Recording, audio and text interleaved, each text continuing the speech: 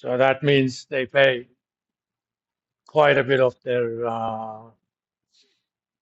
net income as dividends, which pretty much tells you that their internal growth rate is not going to be very high, and it's not. Okay, because the assumption is you're not using any external resources. If you're distributing pretty much everything you made, the internal resource you generated is not much. In fact, if a firm has 100% dividend payout ratio, their internal growth rate is going to be precisely zero. The second growth rate we're going to talk about is sustainable growth rate.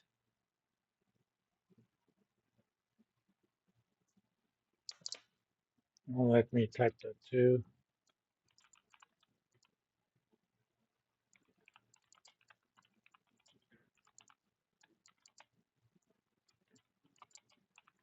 Max growth can be achieved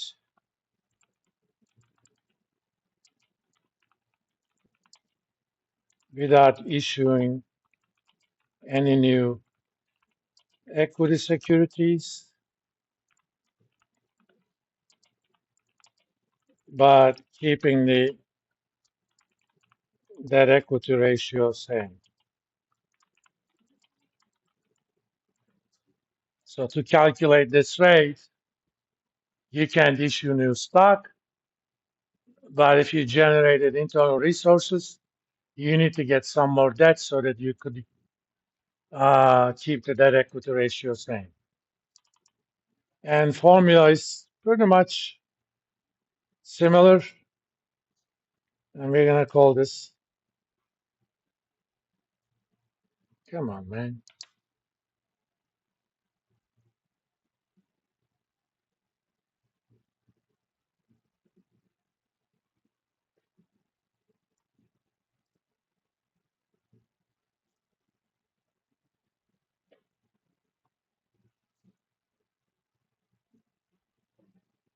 Sustainable growth rate. I'm gonna call this B over 1 minus B, where B is ROE times 1 minus dividend payout ratio. So it's almost like the internal growth rate, except instead of return on assets, we're going to use return on equity, which means I can quickly calculate it.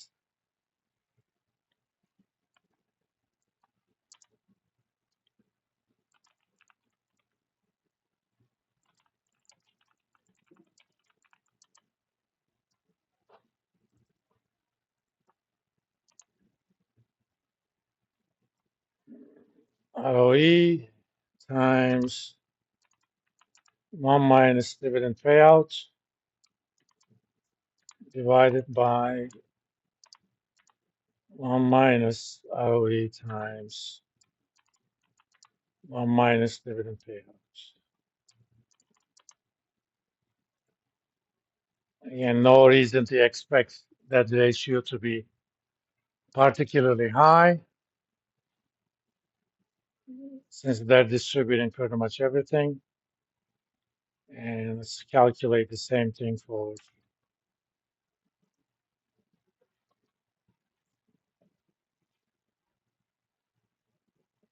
let's make sure that it's referring to the right places. Yes. But in the case of Delta, it's pretty high because Delta has a lot of leverage, which means relative to return on assets, return on equity is very high. So in a sense, if not much changes in the business, uh, we should expect higher growth rate from Delta next year compared to Southwest Airlines. Why? Because they're not distributing much of their income, plus they have higher leverage. These are not necessarily predictors of The growth next year is just say, what's the maximum you can achieve under certain kind of scenarios? These are going to kind of come up when we're doing equity valuation a little bit. Let's move on to price multiples.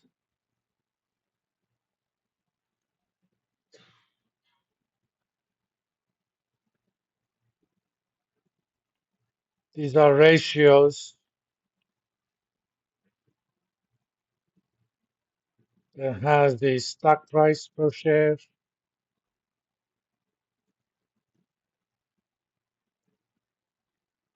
in the numerator, not necessarily by itself, but somewhere in there, and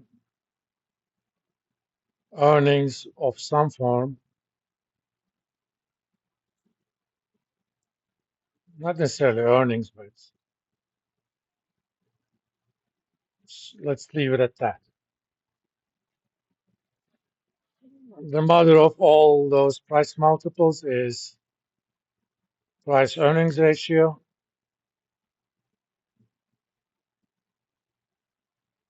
aka PE ratio. Well, as the name suggests, you can calculate it two ways.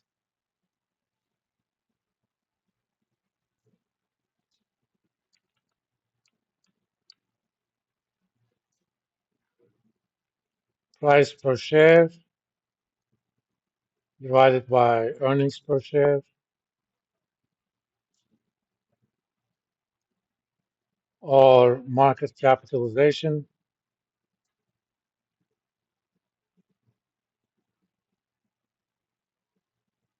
divided by earnings. This is typically the so-called trailing 12 months. So the level of earnings during the previous 12 months. We can obviously calculate these using the financials and stuff, but for most traded firms, these are available from, financial websites, such as can be easily obtained,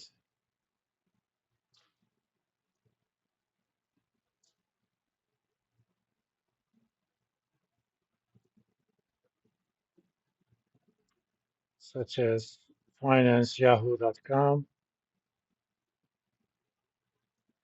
Doesn't mean you have to use that. Other resources would give you the same thing. Examples versus.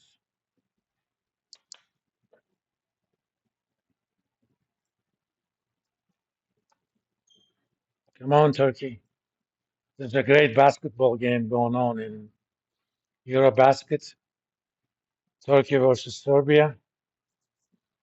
Turkey has two NBA players, and Serbia also has two. One of them is Nikola Jokic, and they also have Nikola Jovic. Turkey has Alperen Şengün and Jedi Osman.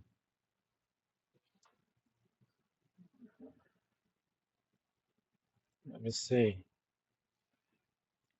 Alperen, almost a triple double.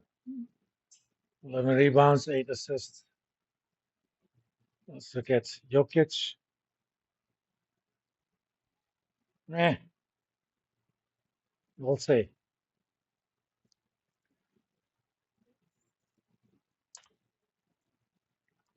Come on. So let's do delta, DAL.